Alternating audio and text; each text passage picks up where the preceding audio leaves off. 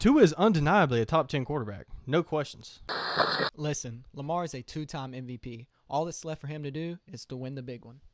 Miami Dolphins. I just want to say thank you for drafting that sorry bum Tua when you could have had Justin Herbert. Jordan Love has the potential to be the best quarterback in the game. Hey, welcome to Hot Route Takes. Chase is out today, so I will be hosting. He is on his honeymoon, believe it or not. So he will be back next week. But we're going to go ahead and jump into this thing and start out with our segment we started last week in Hot Route X. Today, we wanted to talk about the hip drop tackle rule that they're looking at invoking starting maybe as soon as next year.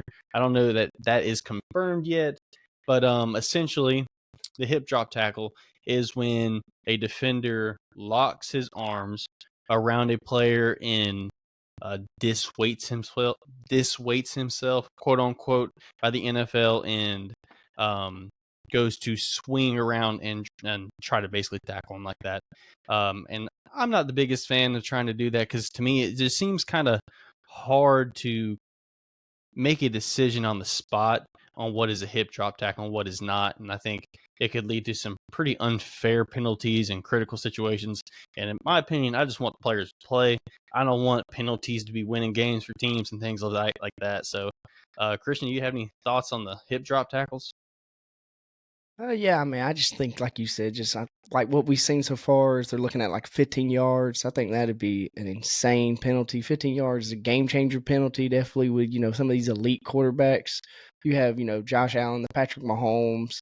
I mean, you could throw in a Miami's offense on your side. Y'all get 15 yards. I mean, work with a shorter amount of field with what kind of playmakers y'all have. Just some of these teams, man, with that penalty, like you said, I think it'll change the game very quickly.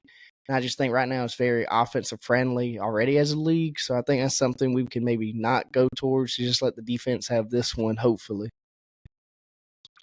Yeah, I'm in agreement there. I think that if they are to do it, and I'm for player safety, I don't want guys to get hurt. And I do think there's like an exponentially um, more injuries caused by that type of tackle. But like I said, it's just hard to classify it on the spot. You'd have to review it. And do we want to include more reviews into the game? I think that it's just going to lessen the fan experience. So it's kind of give or take. You're kind of um, trying to improve the safety of the game while also keeping the entertainment of the game. So I'm not the biggest fan of it, but we'll see what the NFL decides to do. But that's not the only rule change they're looking at doing. They're looking at moving the kickoffs up to the 35. Yep.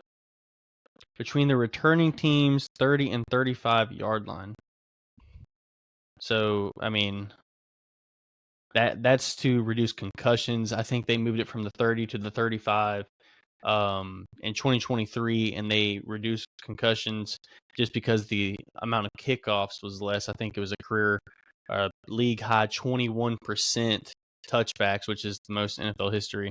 So just moving it up, attempting to take some concussions out of the game because that's some hard high flying collisions when you're doing the kickoff. So I'm not the biggest fan of that either. I kind of like the kickoff. I think it's a fun thing to watch. But certainly player safety is important. But yeah, I don't really love it.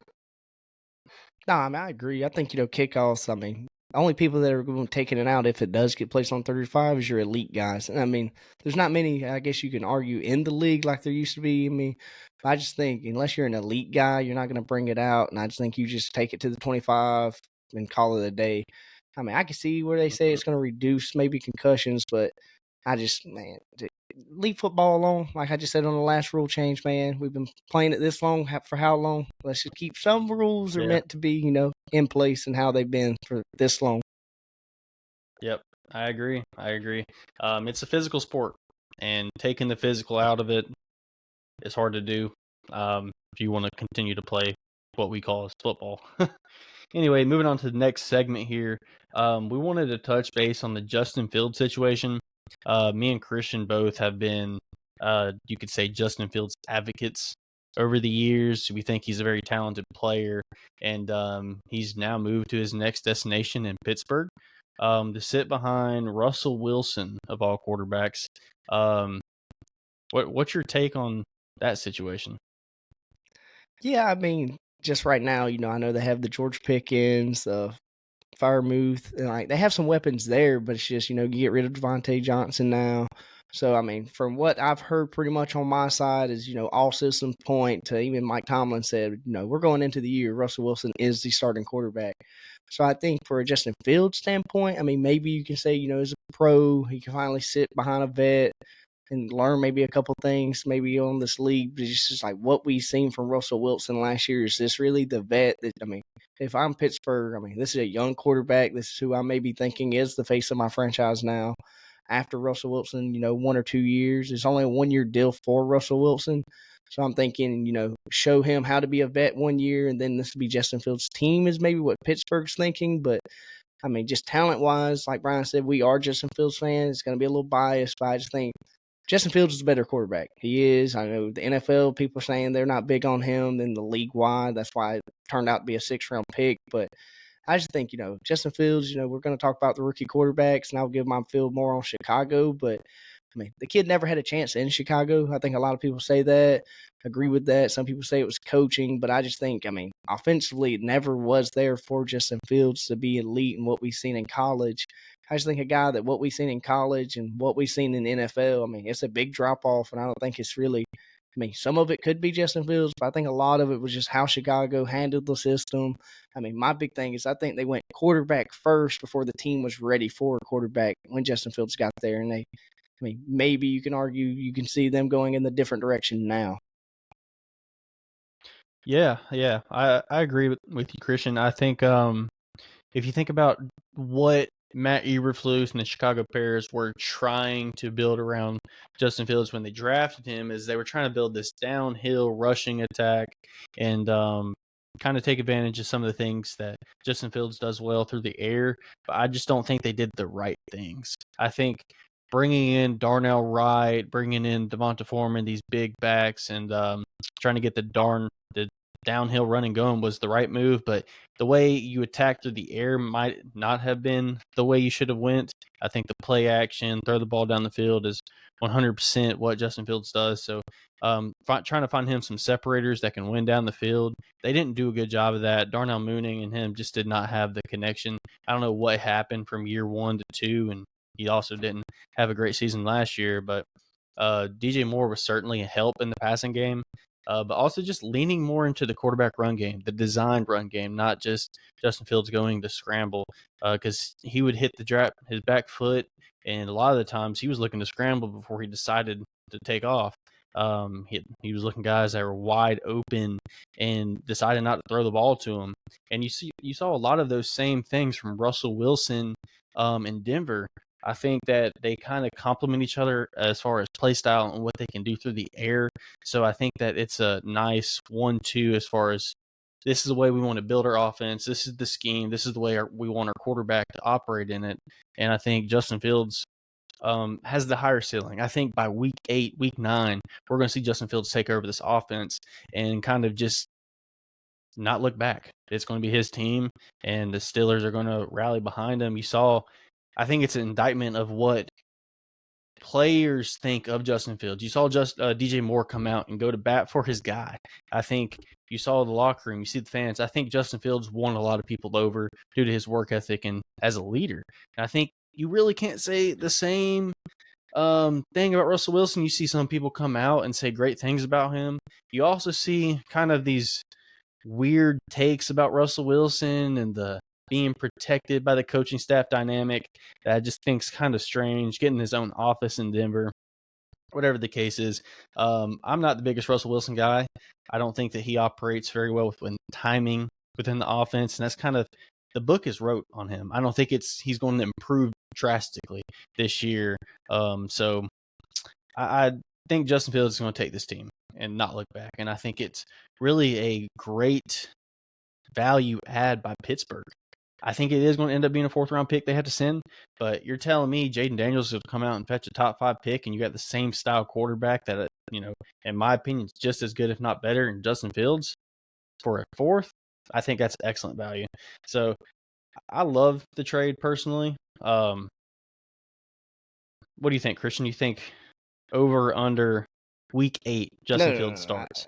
I think very early we will see Justin Fields. I think, we've seen Mike Earlier? Tomlin now. I mean, I think, Mike Tomlin, man, I'll give him credit. If Chase was here, he'd definitely give him his roses. But this dude wins. I mean, if you'd have told me they won more than 10, well, they won 10 on the dot last year. If you'd have told me that with what the quarterback carousel was there, I mean, they didn't have a True. quarterback you could argue for any game.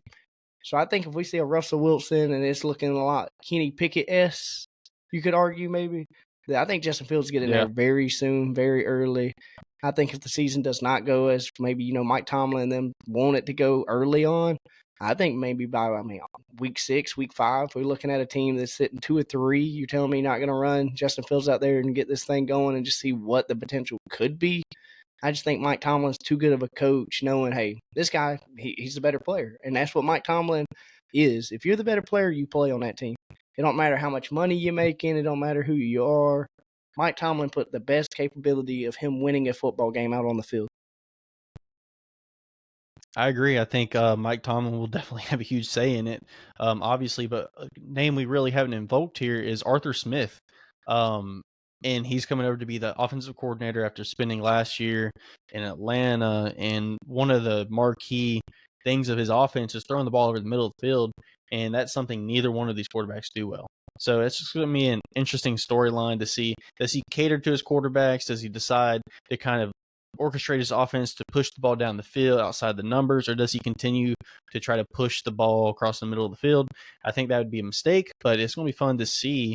And one other thing I wanted to add is you kind of look at what Chicago was attempting to build in the downhill running game and the passing to supplement what Justin Fields does well. I think that the Steelers already have pieces like that in place. Najee Harris kind of getting things kind of going last year, despite all the trash we talked about him and how slow he is. But George Pickens, he can win down the field if you just give him a chance. I know Russell Wilson will throw him some yellow balls, that's for sure. Him and Cortland Sutton, who was kind of a similar player to George Pickens, had some nice chemistry down the stretch last year or in that little middle of the season run they had. But I just think it's an interesting fit. It took me some time to think about it because, man, I was fantasizing about Atlanta for Justin Fields. But, yeah, I think it is a good trade and it's a good fit for him. And I do think eventually at some point he's going to get to play. Yeah, no, my last little thing I guess I'll add is, like you said, I think the thing that will be working for Russell Wilson is, like you said, to me, Pittsburgh's very Seattle-esque right now. When Russell was there, the defense was great. That's what Steelers have going on. And then the running game was good. Now, Pittsburgh hadn't been elite running yet, you can argue, but we've seen, the duo they have in Pittsburgh break some big games together. And I think for Russell, that's very good for him to, the whole Russ let him cook.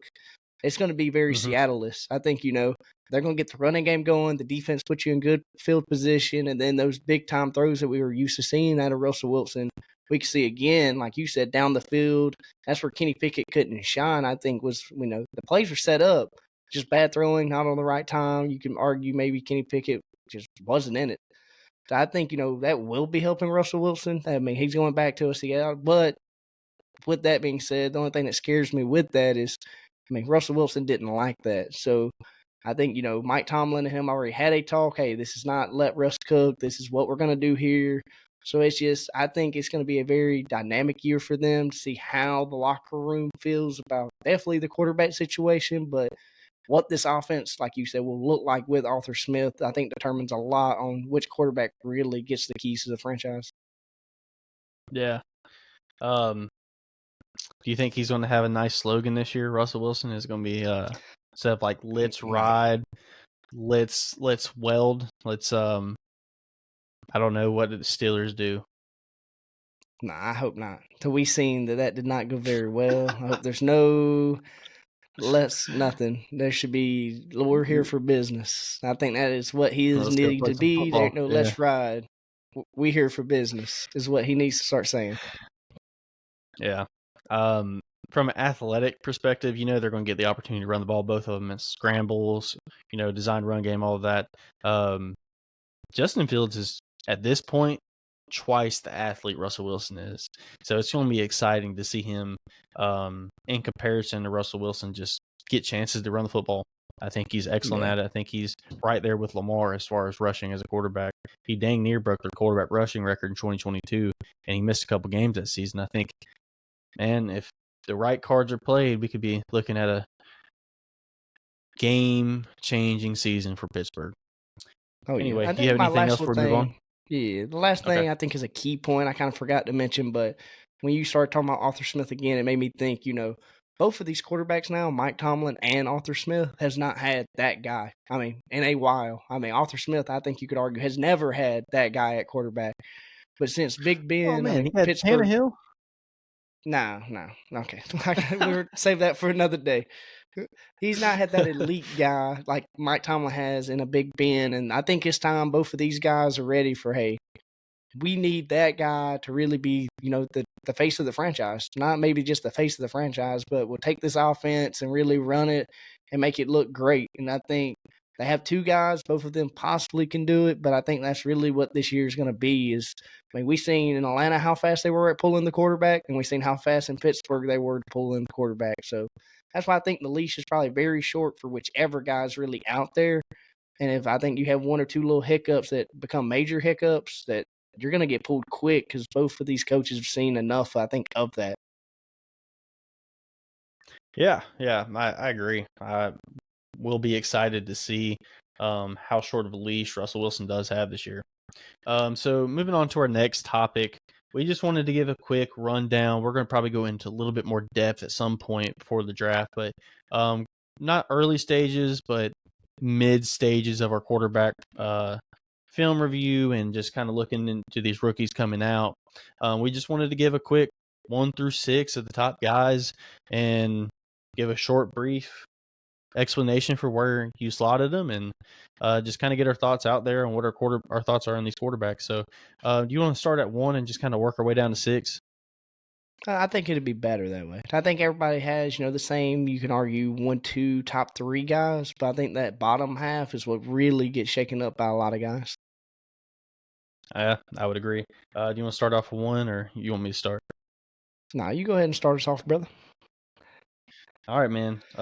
Number 1, no shocker here. Caleb Williams. I think a lot of people have talked about the upside and the Mahomes-esque abilities, his ability to throw from different arm slots and the creativeness to his game. I think he's definitely the top tier quarterback in this class. I think he's in a tier of his own, really. But I do think there is bust potential here. Because the big plays, consistently looking for him. He did fumble the ball a good bit in his college career. I don't think he's clear cut this generational prospect many people thought a year ago. I do think he's the best in this class, and I don't necessarily think that I would have put him up there with the Andrew Lucks, the Trevor Lawrences, those kind of guys over the last decade or so. Yeah, I mean, of course, Caleb Williams is the same guy, number 1 for me also. And I'll agree with Brian. I think, this guy can do it all. I think the arm talent is his number 1 thing. I think after that, you can say his off-script plays are up there with some of the guys. Definitely in this draft, probably you could argue he's the best off-script guy. But it's just, my big thing is, the arm's there, and it's just the landing spot for him looks like it's going to be Chicago. And I think that's a perfect spot for this guy to have all the weapons there. He has the arm for it. You get the play action going with him. I think that'd be elite for definitely Chicago. But for him to really show his talent, and they already had, a quarterback like we just talked about, Justin Fields. The arm, you can argue at this point, I mean, you can say Caleb Williams probably has a better arm maybe for this team and is the better talented guy. But I just think, that running will still be there for him to do at Chicago. And I think the big time throws that we've seen at USC, they have the people there to do it here. But my only downfall on the guy is just, what guy we're going to get once he is in the league. We've seen, a lot of the diva you can say in him, but I think, if he comes in there and actually takes it and become a great quarterback, a starter on this team, which he automatically has to be, I think that says a lot about his character. And I think, talent-wise, like Brian said, I mean, he's got it all. Every tool in the bag, the kid's got it. So it's just how he takes his next step is a big key for me. But talent-wise, number 1 quarterback. Yeah. Yeah, I think that one's pretty clear cut and dry. My number 2 is maybe a surprise to some people, but it's Jaden Daniels.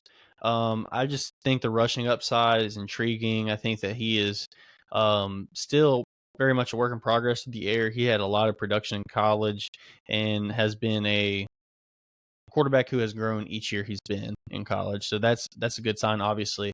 And the rushing is tremendous. I think he's got a lot of potential there. It's kind of Lamar-esque, maybe not quite as elusive as Lamar, and not quite the frame Lamar had. Lamar was kind of slim when he came in, but not as slim as Jaden Daniels. He was able to put some bulk on his frame. It's going to be interesting to see if Jaden Daniels can do the same. But that's not the main thing for me. The main thing for me is Lamar had this innate ability to just avoid contact, and he did so consistently in his college career, and that translated into the NFL career. And I'm worried as far as Jaden Daniels goes regarding that, because I saw him take some shots, and he's taken several shots in his college career. Kind of doesn't do the best at positioning himself to avoid those shots. So that's kind of my biggest question with him. But landing spot's obviously going to be critical for a guy who is a rusher, not more so than a passer, but kind of a dual threat guy for sure. Yeah, number 2, I also have Jaden Daniels. I think my big thing on him is just the rushing ability's key, but also when, the pocket did collapse at LSU, or he's also, on that I'm about to run, and he goes to run out the pocket. Just the throw on the run, man, is incredible by this guy. I think you can argue maybe his throw on the run is better than Caleb Williams, at least to me, man. He made some big-time throws on the run at LSU. Granted, also had, an elite wide receiver there that we'll talk about, in a later pod, but I just think Jay Daniels, the running ability is a key for me, and it just seemed like a lot of these young quarterbacks that come in, at least when they have some mobility, man, it's a big plus, and he has a lot of mobility. So I think, like you said, for that couple, you say games, or even if it takes half a season for him to really become that NFL guy that he needs to work on, that mobility is going to be a key for him, and I think that's a reason that you would take him at the number 2 quarterback spot. It's just the rushing's there, like Brian said. Do have to work on taking the shots, but other than that, man, just the throw on the run is a big thing for me, and how the league works right now with the play action and the RPOs and stuff. This guy could be elite doing that stuff in the league.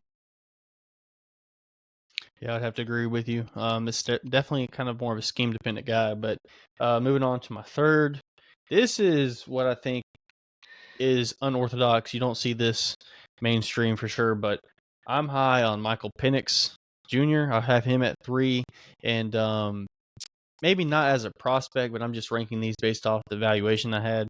Just because of his injury history and his age, I kind of would understand having him lower, maybe him slipping a little bit in the draft, because that's obviously a concern. And he did look beat up the last time we saw him play in the championship game against Alabama. So just his arm talent, man. You guys talk about Drake May's arm talent. People talk about what JJ McCarthy can do with the ball in his hands and his arm talent, but this guy's got a cannon, man. And I think that if he goes to the right spot, his more so than anyone else for me is critical in landing spot. If he goes to a position where he's got guys who can separate down the field and make these outbreakers, and just the cannon is there, man. He needs a lot of work as far as some of his footwork and being able to throw the ball with touch over the middle and just the pacing of the football. But I definitely think that arm talent is NFL level, and he kind of had very productive seasons as of late. Granted, he did have a nice receiving core, but that doesn't really change my mind of what he could do in the NFL given the right landing spot. I also think he has probably the highest bust potential here. It really, like I said, critical where he lands. Yeah, number 3, we're gonna have to change it up from my side. I have Drake May. I think, coming out of North Carolina, maybe you can argue did not have what you would think he would have at North Carolina being in the ACC, but the guy's arm talent, like Brian said, it's up there with some of the guys. His ball placement's great. He still need to work a little bit. Maybe you can argue on the ball placement, but man, any throw on the field, I think this kid could really hit it. He has the little bit mobility. It's not like, Daniels, like I just talked about, but the kid's got the mobility. And I just think, talent-wise, arm talent's, his big thing. That's what Brian said. A lot of people, that's what they're buying on, and that's kind of what I've seen by the take. Just any throw he can really make, and that's why I have him at the 3 spot. But I just think, I have Daniels above him because the mobility's a big thing. And if May can't really figure it out with the arm talent, and he has a little bit of wheels, it's just going to be a rougher where he goes, kind of what you just said for Michael's, how I feel with Drake May. It's got to be a good landing spot for him, or it's not going to be the Drake May that, all these ESPN and all these mock draft guys are so high on. I think it's more so a landing spot for him than so much his talent standpoint. And watch, he's going to land in Washington or New England, and I don't love that. Anyway, on to my fourth guy. I got Bo Nix here, actually, and people aren't not going to like that, but Bo Nix has experience in several different systems. He didn't look great in Auburn when he was playing against the big boys, but his progression has been astonishing, really. He's been able to really transform his game, moving on to Oregon, and he has a lot of tools in the bag, man. He's able to pre-diagnose things before the snap.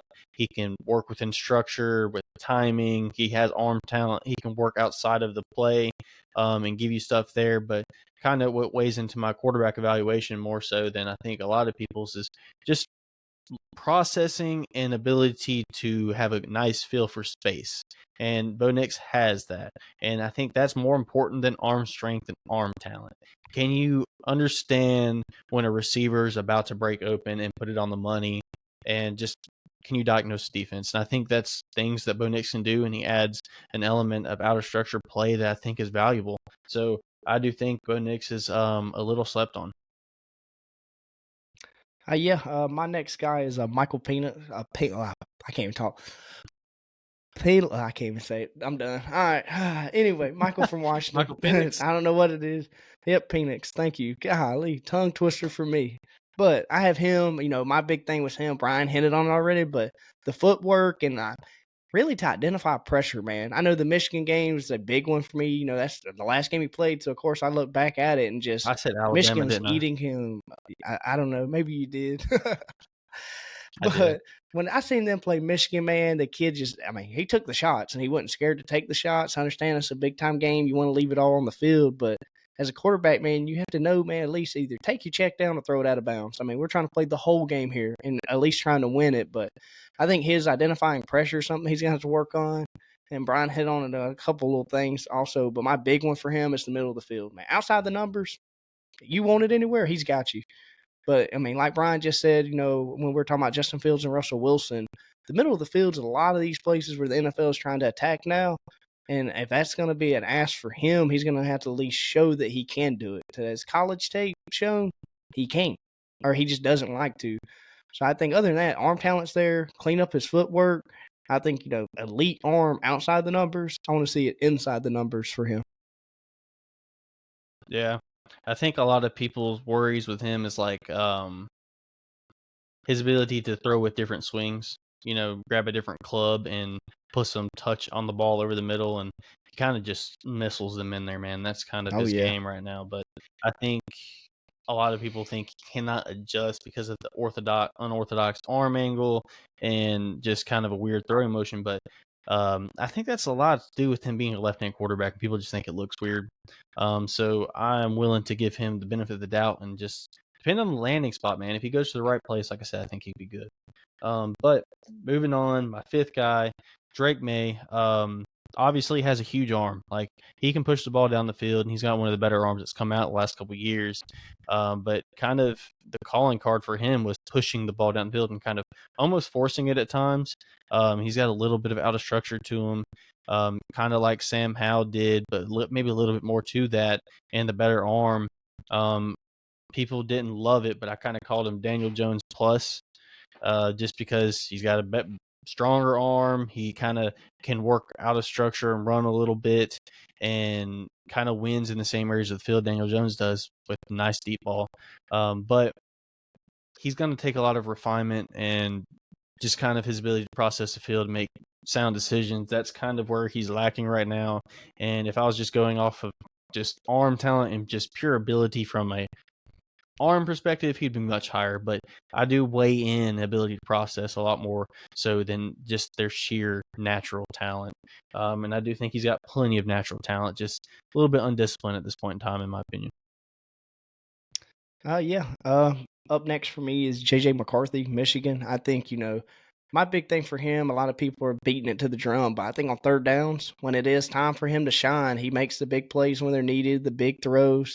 I just think, not the biggest throws. I'm not going to go that far. He doesn't maybe have the arm talent. He's probably, not finished enough. But one thing that we have been beating the drum on right now is just landing spot. And I think out of a lot of the quarterbacks where hopefully he does land, the team's going to be maybe I ain't gonna say a playoff team, but very close to that. So I think out of all the quarterbacks, if he goes later, not as early as some people expect him to go, with the talent he does bring and have a good running game like we seen at Michigan, this guy's good enough to beat a lot of teams in the NFL. I think it's just working on his big time throws is gonna have to be something they have to go through. And just, depending on him other than on just third down and short, I just think, the reading, like quick reads and stuff, this guy can help you. But I think those big time deep throws that the NFL is really turning into, that's just not JJ McCarthy. If anything quick, simple, he's got you. It's in the bag. Probably the best quarterback to do it other than Caleb Williams right now in this draft class. Just the quick, easy reads is this guy. So I think, JJ McCarthy's, to me, just landing spot's a big key for me, him. More than any quarterback in this draft, him and landing spot's the key. He goes to a team like Brian was talking about, a New England, it's not going to work. It's not going to happen. This kid's going to get killed out there. But I think, a team like Minnesota, you can argue, I think that's a great spot for him to go, has a great weapon. And then the coach has been great with Kirk Cousins. I think Kirk Cousins and JJ McCarthy, you can say maybe a good comp, maybe not just the arm talent wise. I think Kirk beats them out, but just how they want to play is very similar, I think. I got you. I kind of see him in a little bit different of a light. I think he's an unexperienced, toolsy quarterback. I think he's more of a project than these other guys. I think he has by far the least amount of pass attempts. I think it's around 700, and the closest guy behind him is it's May. He had about 900, and these other guys are 1,300 attempts, 1,400 attempts in college. So I think Bo Nix, man, he's got like 1,700 attempts. It's going to He's be got like insane. twice and then some the amount of attempts he had. And you're talking about a Michigan team that was loaded in a weaker conference, and he was able to lean on this run game, and they were really running the ball down people's throat, and he had a nice way to attack defenses just because the run game was he was a complement to the run game, really. And when he was asked to step up, he did. I cannot deny that. But I do wonder what it would be like when you're going from the top team in NFL and you're going to a lesser team in NFL and you're asked to carry the weight. I'm struggling there. Now, he can definitely prove me wrong because, like I said, I do think he's toolsy. I think he's got a pretty big arm. He has showed moments of being able to process the field well, and make plays out of structure. And he's got some wheels. He can run a little bit, but I'm not sold on him. He's got a lot more to prove to me than some of these other guys. And I do agree with Christian that the landing spot is critical, almost to the same extent in my mind that Michael Penix's is, just because you don't want to go from a situation like he had in Michigan to what they were doing in Arizona with Kyler Murray, like this spread offense where he's slinging the ball every other play, he's throwing screens, he's throwing slants, and then he's pushing the ball, he's making stuff happen. I think you're opening yourself up for him to make a lot of mistakes that way. But if he goes to like a team like Minnesota, like you said, who the rumor is that they are interested and they could package their 2 first-round picks and move up and select them, I think the running game, they've always kind of had this wide zone attack. I expect they stick with that. And they did bring in running back Aaron Jones.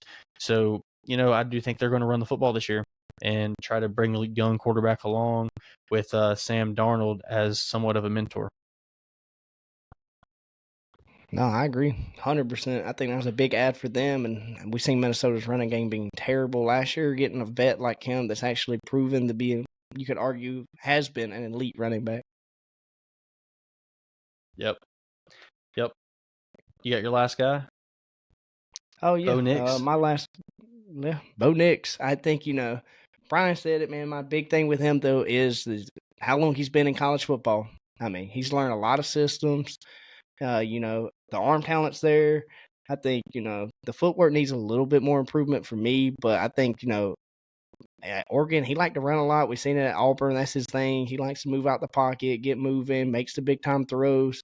I think arm talent wise, this guy is up there to me at least. I've seen a lot of big throws, just not at Oregon, but even early on in his career when he was in Auburn at, the Mike Brown, the big dog stage in the SEC. But I mean, the legs with him too is a big thing to me. This is going to be a quarterback that I think gets selected definitely later, but being able to move around, the mobility, the arm, I mean, to me, Bo Nix is best when it's chaos. I mean, that's crazy to say, but when it's chaos, that's when you see Bo Nix at his best. And I think, that's a big key maybe for some teams, but not for a lot. But for me, I think, you get a quarterback that's going to be great when the pocket's clean, but I also want it to be great when it is a little bit of chaos in there. And I think that's a big plus that Bo Nix brings to the table.